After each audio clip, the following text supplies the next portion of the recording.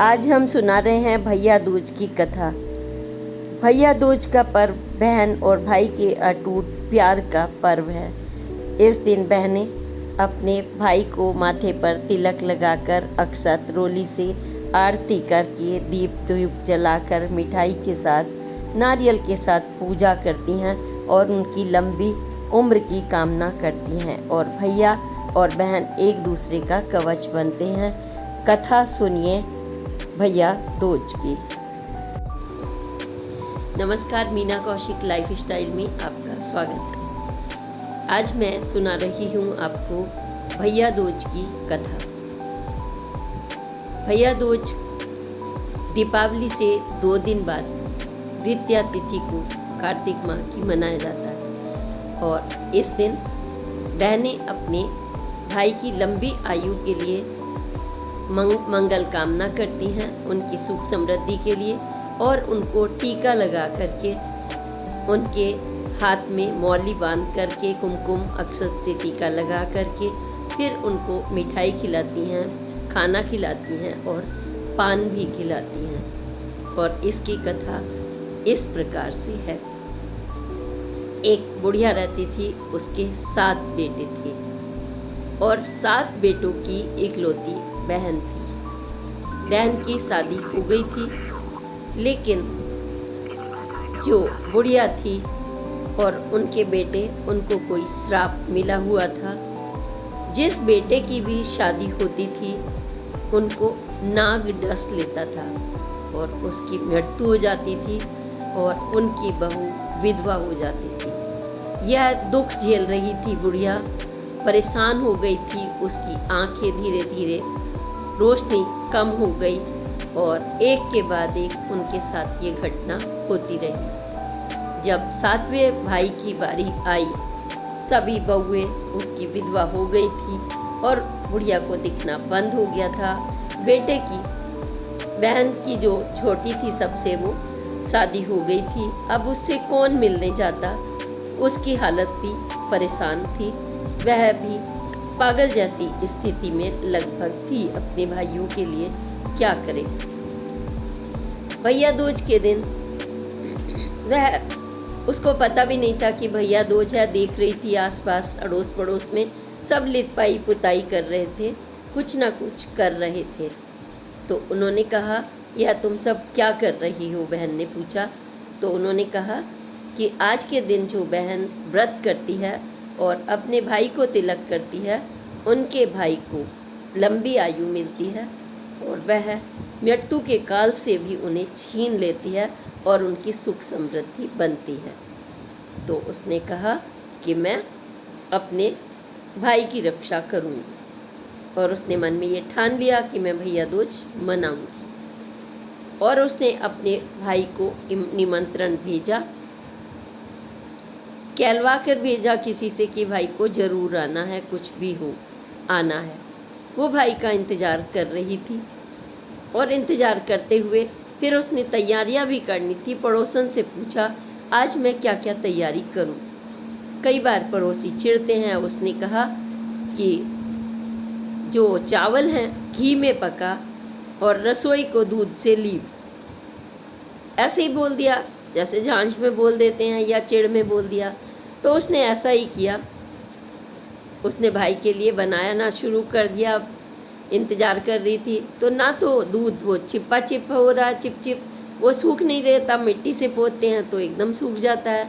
और उधर जो उसने घी में चावल चढ़ाए वो भी नहीं पक रहे थे, क्योंकि वो तो उल्टा कर रही थी। ऐसा नहीं होना चाहिए, वो तो चावल तो दूध में पकते हैं ना। और पुताई होती है, लिपाई पुताई गोबर से गाय के शुद्ध होता है और तब हवन धूप दीप थाली सजा के खान पान के साथ पूजा करते हैं। लेकिन उसे जैसा बताया वो वैसा कर रही थी। उसी बीच में उसका भाई आया और कहने लगा कि जल्दी से टीका कर मेरे और मुझे खाना दे, मुझे भूख लगी है। और वो बहुत थका हुआ था। उसने अपने भाई से पूछा कि तुम क्यों थके हुए हो, क्या हुआ? उसने नहीं बताया क्या हुआ। उसके बीच में उसे रास्ते में क्या हुआ दरअसल वो याद करने लगा। वो घटना यह थी कि जब वो अपनी बहन से मिलने के लिए चला तो नाग देवता फिर मिले और उन्होंने कहा कि तुम नहीं जा सकते, क्योंकि उसकी भी शादी होने वाली थी। उसने कहा कि नहीं, मुझे पता है तुम मुझे रास्ता क्यों रोक रहे हो, कि मेरे घर में ये मिला हुआ है श्राप कि जिसकी भी शादी होती है और मेरी भी शादी होने वाली है, तुम मुझे डस लेना, लेकिन मेरी बहन के मिलने मुझे जाने दो, कम से कम मेरी बहन मेरा इंतज़ार कर रही होगी। तो उसने जिद पकड़ी। तो नाग को विश्वास नहीं हो रहा था कि भला मौत के पास भी कोई वापस आता है। उसने कहा नहीं, मैं मौत के पास वापस नहीं आता, तो तुम मेरे साथ चलो, झोले में बैठ जाओ। और उसने झोले में सांप को बैठा लिया कि भाई तुम्हें विश्वास नहीं हो रहा। वो चल दिया और घर पहुँचे। उनकी बहन ने उनको मतलब पूछा खाने में देर हो रही है, कुछ करो। तो उसने कहा हाँ, पहले मैं टीका करती हूँ। उसने आरती ली, नारियल रखा, कुमकुम, अक्षत, चावल सब रखे, टीका किया, भाई के रोली बांधी, यानी कि भाई की रक्षा का उसने एक संकल्प ले लिया कि मैं भाई की रक्षा करूँगी। और इसके साथ ही उसने कहा कि भूख लगी है, तो उसने कहा ठीक है। उसने खाने में जल्दी जल्दी बना करके लड्डू बना लिए थे, क्योंकि वो उसने जैसे कहा था कि भाई खीर तो पक के ही नहीं दे रही थी, तो उसने लड्डू बना लिए थे। बाजरा पीसा था चक्की में पड़ोसन की। और वहाँ पर जब वो सांप को झोले में लाया था, उसके बच्चे कहने लगे बहन के कि मामा जी क्या लाए हो, क्या लाए हो। उसने कहा मैं तो कुछ नहीं लाया, क्योंकि झोला वो थमाना नहीं चाह रहा था। उन्होंने कहा नहीं, झोले में तो कुछ है, छीन लिया। जैसे ही उन्होंने झोला छीना तो उसमें सांप तो गायब था, लेकिन उसमें हार था, स्वर्णिम हार। उन्होंने कहा अच्छा, आप तो मम्मी के लिए, हमारी माँ के लिए हार लाए हो गिफ्ट में भैया दूज पर। तो उन्होंने कहा तुम्हें पसंद है, तुम रख लो। और मन में सोचा ऐसा तो नहीं था, ये तो भगवान ने करिश्मा कर दिया। तो उसने हार उसको दिया, वो बहुत खुश हुई। तो फिर उसने कहा कि अब मैं चलता हूँ। तो उसने जल्दी जल्दी में जो 4 बजे ही उठ के उसके लिए लड्डू पीस के बनाए थे वो दे दिए, और वो लड्डू लेकर के चल दिया। तो पहले यह प्रथा थी, जो भी कुछ खाते थे वो किसी जानवर को दे देते थे, खुद नहीं खाते थे। पहले उसको देते थे एक टुकड़ा, फिर खुद खाते थे। जैसे टुकड़ा निकाल देते हैं, कुत्ते को दे दिया, कुछ दे दिया। तो वो लेकर चल दिए। इधर उसने बच्चों ने कहा कि उसके माँ भूख लगी है, तो उन्होंने कहा बाजरा पीसा था मैंने तो, और लड्डू बने थे, देखती हूँ बचे हुए। तो देखा लड्डू लाल लाल हो रहे हैं, 4 बजे बनाए थे, ये क्यों हो रहे हैं। वो चक्की के पास गई तो वहाँ जाके देखा वो नाग पिस गया था, रक्त रंजित हो गया था वो। तो बस वो पागल हो गई और चिल्लाने लगी भाई खाऊं, भाई खाऊं, भाई खाऊं, तू मरेगा, तू कटेगा, मैं भाई खाऊं, भाई खाऊं। मतलब उसकी मानसिक स्थिति, संतुलन डगमगा गया और उसने कहा कि मैं खुद ही भाई की मोह बन गई हूँ। उसकी रक्षा करने के बजाय परेशान होती, रोती, चीखती, चिल्लाती, भागी, सबसे पूछा क्या मेरा कोई बावला सा भाई दिखाई दिया। ऐसे ही पूछ रही थी, बाल बिखरे हुए, हालत उसकी अस्त व्यस्त, ऐसा ऐसा भाई दिखाई दिया है क्या। उन्होंने कहा हाँ, एक पेड़ के नीचे कोई सो तो रहा है, जाके देख लो।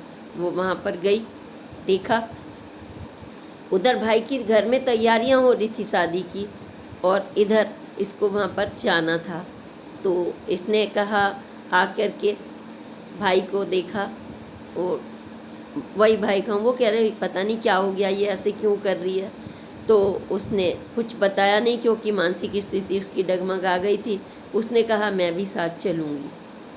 वो गई और वो उसको भाई को साथ ले गया, भाई अपनी बहन को साथ ले गया, और वो चले गए वहाँ पे घर। वहाँ पर तैयारियाँ हो रही थी शादी की।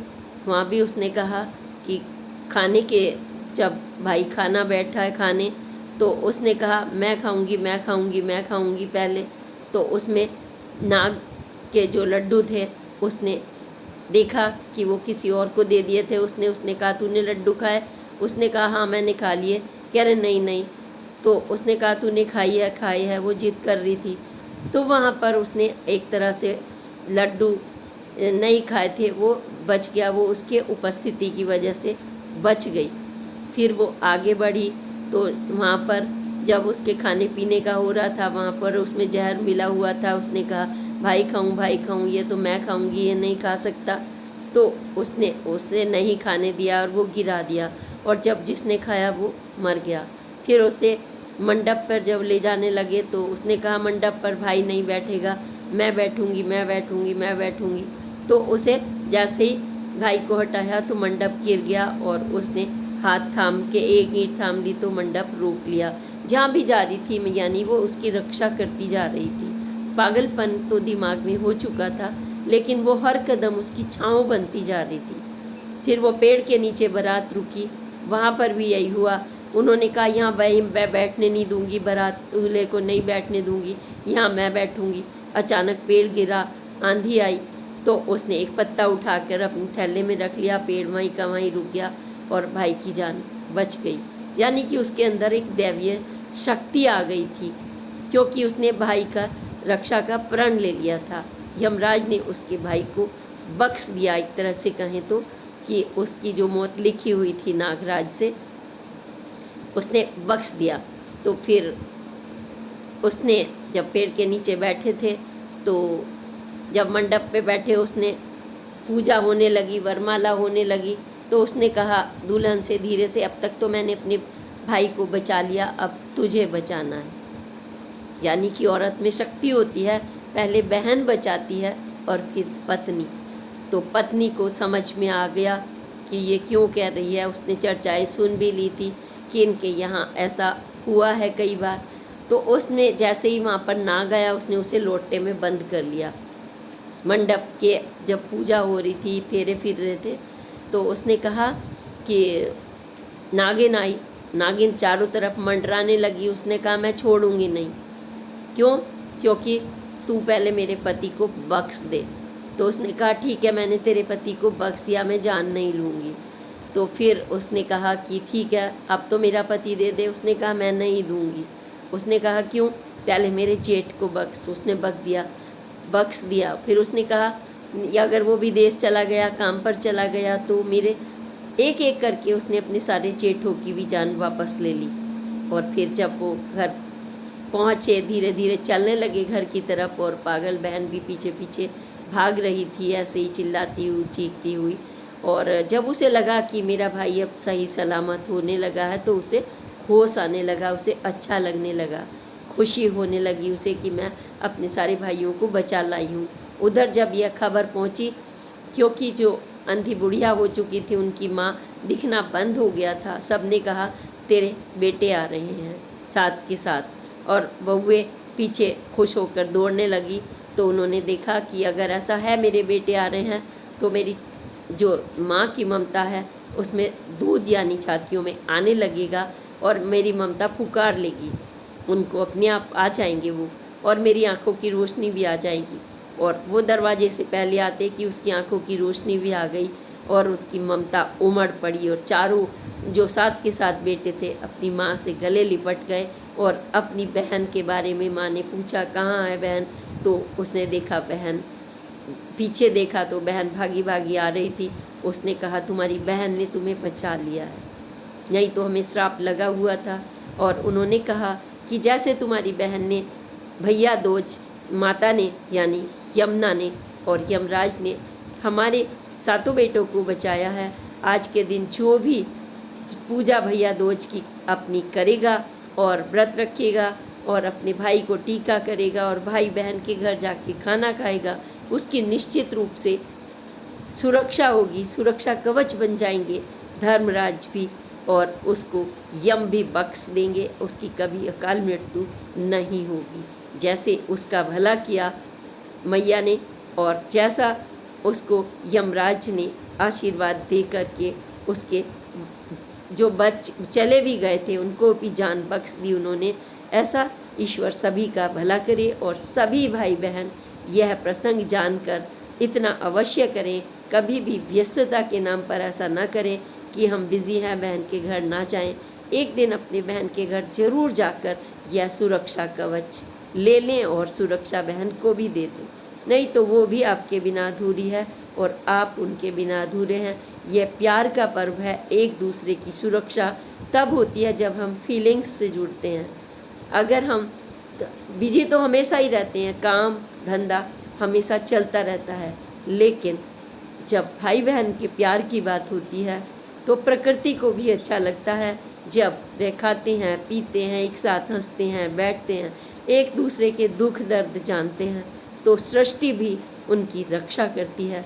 जैसे भैया दूज में उनकी रक्षा की, आप सभी बहनें भी अपने भाइयों के प्रति इतना ही प्यार रखें और भाई भी अपनी बहनों के प्रति यही प्यार रखें। यही उपहार है।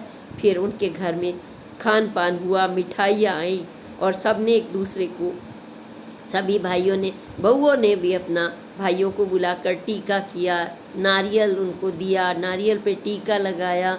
अगर कोई भाई गलती से नहीं आ पाता, बहुत ही ज़्यादा कोई मुश्किल होती है, तो नारियल पर टीका लगा करके प्रतीकात्मक रूप में हम भाई के वो मौली बांध के नारियल को और भाई की लंबी कामना करते हैं। लेकिन कोशिश करनी चाहिए कि वो एक दूसरे से ज़रूर मिलें। इसी के साथ अगली पोस्ट तक के लिए प्रणाम। जय हिंद, जय भारत।